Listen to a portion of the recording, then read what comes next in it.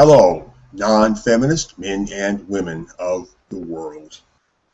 Today is Monday, the 3rd of August, 2015. Welcome to episode number 58 of the Vanguard Report. What we talk about on the Vanguard Report is, broadly speaking, counter-feminism. Now, counter-feminism is a word which I, Fiedelbogen, have been associated with since October 2006, which is when I started blogging. So, for the opening monologue of Vanguard Report number 58, I thought I would explain a little bit what this mysterious word means, in case anybody is curious or not up to speed. So, here goes. The term counter-feminism may be understood in two distinctly different senses. First, counter-feminism is an alternative to anti-feminism, meaning opposition to feminism, principled opposition to feminism. The word anti-feminism, of course, is ambiguous. It can be taken to mean either against feminism or against females. Anti-feminist, yeah, sounds like it could mean anti-female. Feminists are aware of this, and they continually trade upon the ambiguity by conflating those two meanings. They know what they're doing. They're sly bastards, tricky bastards. When they say that something is anti-feminist, it is not precisely clear which meaning we should apply.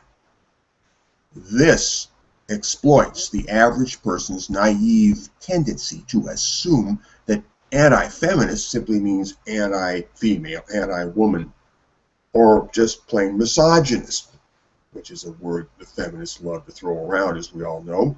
So the feminist strategy here is to brand all critique of feminism as being anti-woman. And the term counter-feminism now, the term counter-feminism interferes with that because it makes conflation difficult. I mean, after all, what could counter-female or counter-woman possibly mean? That sounds kind of strange. You know, what could that mean? So, counter-feminism thwarts that little trick. Second, counter-feminism is a system of socio-political analysis and strategic practice, refined over many years. At its core, counter-feminism establishes non-feminist alterity, that is, otherness, as the psychological base of all operations which oppose feminism. And I seem to be having technical difficulties. No, I guess not. Well, maybe I do. Have I dropped my connection to Google Hangouts? No, you have not. I hear you just fine, man. I'm hearing you fine. Okay. I had a little bit of a doubt there. So, at its core, counter-feminism establishes non-feminist alterity or otherness as the psychological base of all operations which oppose feminism. All operations which oppose feminism. The psychological base of all operations which oppose feminism. Well, that's the psychological base if you are using the counter-feminist way of thinking. If you're not using that counter-feminist way of thinking, then your psychological base would be something else. Okay. Furthermore, counter-feminist analysis defines feminism as both a social organism, what we call the femplex, and as a system of energy that must remain in motion in order to keep existing. And that latter thing is what we call perpetual revolution. So, feminism is both a social organism called the femplex, and on a deeper level, a more metaphysical level, It is a system, pardon me, it is a system of energy that must remain in motion. Got to keep on moving in order to keep existing. And that is what we call perpetual revolution. It's feminism's being is identical with its being in motion. They're very existential. And that's it. That's the short rundown on counter-feminism for now. So, I am Fielbogen, your host for episode number 58 of the Vanguard Report.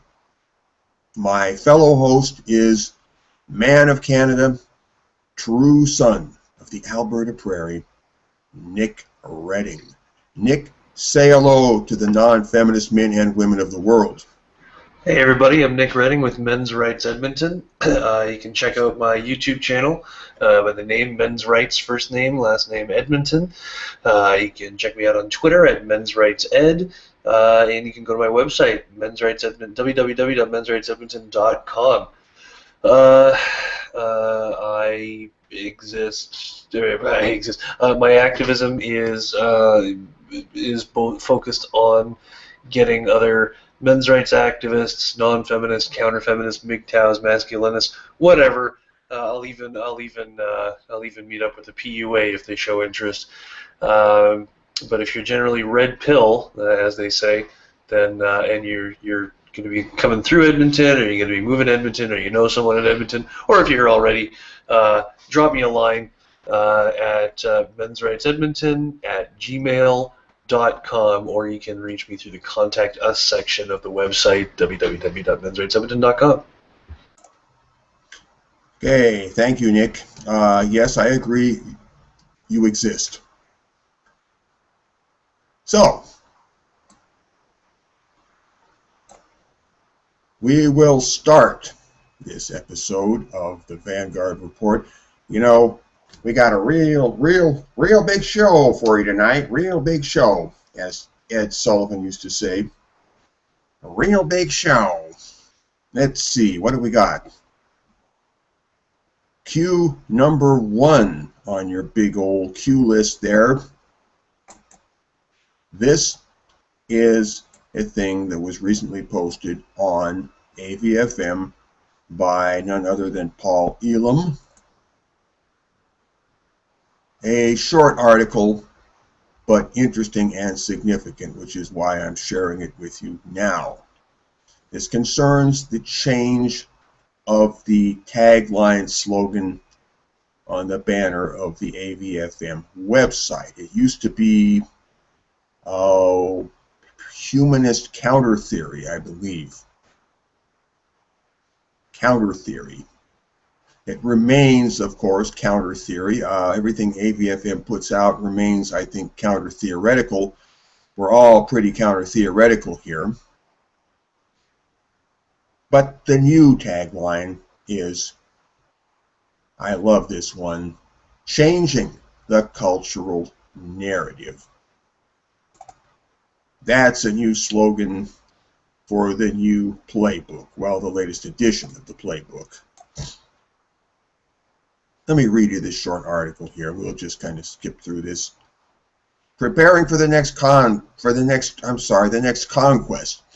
Here's a nice picture of a construction worker sitting on top of a house under construction, pounding a nail, silhouetted against the sky. I like that picture. I like the symbolism of a man building a house there. As you may have noticed, the tagline under the AVFM logo has changed. Gone is humanist counter theory, and up is changing the cultural narrative. The reason for the change is multifaceted. 1. In order to address disinformation spread in some corners of the internet, we are now making a clear statement about what AVFM's mission is and has been since the start.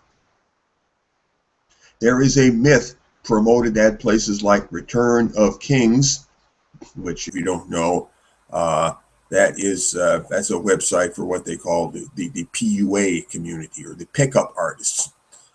Basically, skirt chasers, okay, yeah, who try to appear political. Okay, there's a myth promoted that places like Return of Kings and some elements of the MGTOW community, that's men going their own way, and there is a MGTOW community separate from the MGTOW phenomenon. Some elements of the MGTOW community that the MHRM, that stands for Men's Human Rights Movement, a popular construct. The Men's Human Rights Movement, specifically AVFM, is about lobbying the government for legitimacy and legal recognition. They are about as credible as the SPLC. What they say is simply not true. Yeah, whoever got the idea that most of this scene is about lobbying the government, that's about the furthest thing that's even relevant. I mean, the war that's being fought here is a struggle for hearts and minds in the theater of propaganda. As briefly as I can wrap it up, that's about it. It's got nothing to do with activism in the traditional sense. So anybody who attacks AVFM or affiliates on the basis that they're not doing anything in the traditional political activist sector, they are attacking a straw man. AVFM's mission focuses pretty much exclusively on changing the cultural dialogue. Bingo, there you go. Or the cultural narrative, as it says in the tagline. We have never lobbied politicians for laws. We don't seek a Violence Against Men Act or even changes in divorce and custody law. We admire, report on, and support those undertaking such efforts, but that is not the same thing as doing them. We are certain, though, that changing the cultural narrative, forcing a new dialogue, opens the door for laws to change in a positive way, even if we are not interested in being an active part of that. No, this is just about reaching hearts and minds, putting new ideas out there into the ideosphere and into the public square so that everybody knows that, and everybody knows that everybody knows that everybody knows. We do and have done quite well at what we are actually doing. Today is a day of celebration about that very thing. The people at AVFM, both former and present, have worked hard over the past 6 years to tear through a part of the lace curtain in the insane cultural narrative about sex and power. We have clearly succeeded. While we cannot take direct credit for the recent and massive, while we cannot take direct credit for the recent and massive rise in anti-feminism, and that is a thing, let me tell you, we can proudly say that we and those who have supported us have played a clear facilitating role in the fact that feminists no longer have an unchallenged platform in the world of sexual politics. They are, in fact, being more and more seen for what they really are: hateful, corrupt crackpots with no moral or intellectual legitimacy.